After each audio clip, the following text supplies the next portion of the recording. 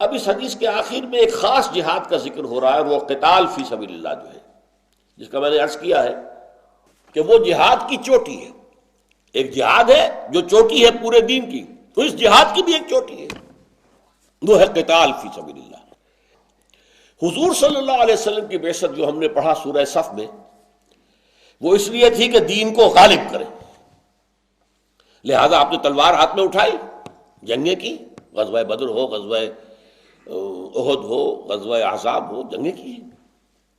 تلوار چلائی ہے قتال فی سبیل اللہ کے لیے۔ اور اس میں ایک خاص بات یہ تھی، اس کو سمجھ لیجئے، جس کا سورہ توبہ میں ذکر ہے، کیونکہ حضور خود بنی اسماعیل میں سے تھے، تو بنی اسماعیل پر گویا کہ آخری درجے میں اتمام حجت ہو گیا۔ اب اگر بنی اسرائیل ایمان نہیں لاتے تو ان کو وہی سزا ملنی چاہیے تھی جو قوم نوح کو ملی تھی، قوم ہود کو ملی تھی، قوم صالح کو ملی تھی، ایکسٹرمینیشن۔ لہذا ان کے بارے میں حکم حضور کو یہ تھا، اے محمد ان کے ساتھ قتال جاری رکھو، فاقتلوہم حیث وجدتموہم، یہ سورہ توبہ کی پہلی 6 آیات ذہن میں رکھیے، یہاں تک کہ وہ گواہی دے، اشہد ان لا الہ الا اللہ واشہد ان محمد رسول اللہ، نماز قائم کریں، زکوٰۃ ادا کریں۔ اگر ایسا کریں گے تو ان کی جان چھوڑ دی جائے گی۔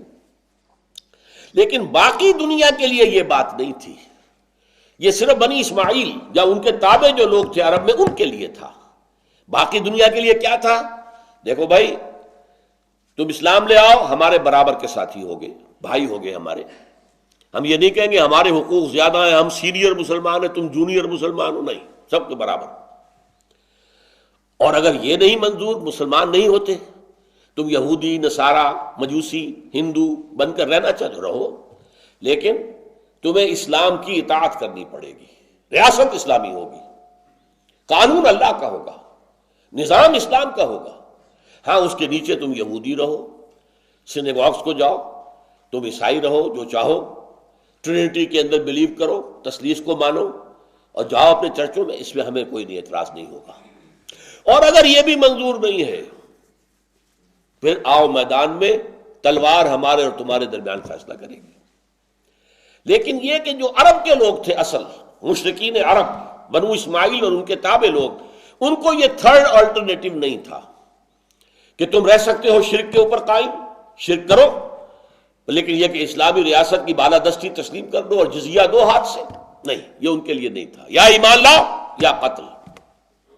یہ اس کا ذکر ہو رہا اس حدیث کے آخری حصے میں۔ اس کو نہ سمجھنے سے بہت مغالطے ہو سکتے ہیں، اس لیے میں نے اس کا پس منظر آپ کو سنا دیا۔ وَأُمِرْتُ، فرمایا، انما امرتُ، اے معاذ مجھے اس کا حکم ہوا ہے، ان اقاتل الناس، یہاں تک کہ میں قتال کرتا رہوں لوگوں سے، یا مراد ہے اہل عرب، حتی یقیموا الصلاۃ ویؤتوا الزکاۃ، یہاں تک کہ وہ نماز قائم کریں، زکوٰۃ ادا کریں، وَيَشْهَدُوا أَن لَّا إِلَٰهَ إِلَّا اللَّهُ وَحْدَهُ لَا شَرِيكَ لَهُ، اور گواہی دیں کہ اللہ کے سوا کوئی معبود نہیں اور وہ اکیلا ہے، تنہا ہے، اور اس کا کوئی شریک نہیں، وَأَنَّ مُحَمَّدًا عَبْدُهُ وَرَسُولُهُ، اور محمد صلی اللہ علیہ وسلم اس کے بندے اور رسول ہیں۔ فَإِذَا فَعَلُوا ذَلِكَ، جب وہ یہ 3 شرطیں پوری کر دیں گے، فَقَدْ اعْتَصَمُوا، تو وہ محفوظ ہو جائیں گے، وَعَصَمُوا وَدِمَاءَهُمْ وَأَمْوَالَهُمْ إِلَّا بِحَقِّهَا، اور وہ بچا لیں گے اپنی جانوں کو بھی، اپنے خون کو بھی، اپنے مال کو بھی، لیکن سوائے اس کے کہ اس کے اوپر کوئی قانون کا حق واقع ہو جائے۔ اگر کوئی جرم کرے گا تو اس کی سزا تو ملے گی، چوری کرے گا تو ہاتھ کٹے گا، لیکن اس کے علاوہ ان کی جان و مال سے کوئی تعرض نہیں کیا جائے گا، انہیں مسلمان تسلیم کر لیا جائے گا۔ وَحِسَابُهُمْ عَلَى اللَّهِ عَزَّ وَجَلَّ، باقی ان کا حساب کہ آیا انہوں نے دل کی سچائی کے ساتھ، صداقت کے ساتھ، خلوص کے ساتھ، اخلاص کے ساتھ کلمہ شہادت پڑھا تھا، یا یہ کہ صرف جان بچانے کے لیے پڑھا تھا، یہ میرے ذمہ نہیں ہے، اس کا حساب اللہ لے گا۔ حسابہم علی اللہ عز وجل، ان کا حساب جو ہے وہ اللہ کے ذمے ہے، جو بہت بلند و بالا ہے، بہت قوت اور اختیار والا ہے۔ یہ بات اب اچھی طرح سمجھ لیجئے کہ یہ معاملہ خاص تھا، پوری دنیا کے لیے نہیں تھا، بلکہ مشرکین عرب کے لیے تھا۔ عرب میں بھی جو نصارہ تھے، یہودی تھے، ان کو اسی سورہ توبہ کے اندر آپشن دیا گیا ہے، یؤتوا الجزیۃ عن ید وہم صاغرون، اپنے ہاتھ سے جزیہ پیش کریں اور چھوٹے بن کر رہیں تو وہ یہودی رہیں، عیسائی رہیں، اسلامی مملکت میں رہ سکتے ہیں۔ لیکن یہ مشرکین عرب، یہ بنی اسماعیل اور جو ان کے تابع تھے، ان کے لیے یہ رعایت نہیں ہے۔ انہیں تو یا تو تسلیم کرنا ہے اور یا پھر یہ قتل کر دیے جائیں گے۔ اگرچہ اس کی نوبت نہیں آئی، 4 مہینے کی مہلت دی گئی تھی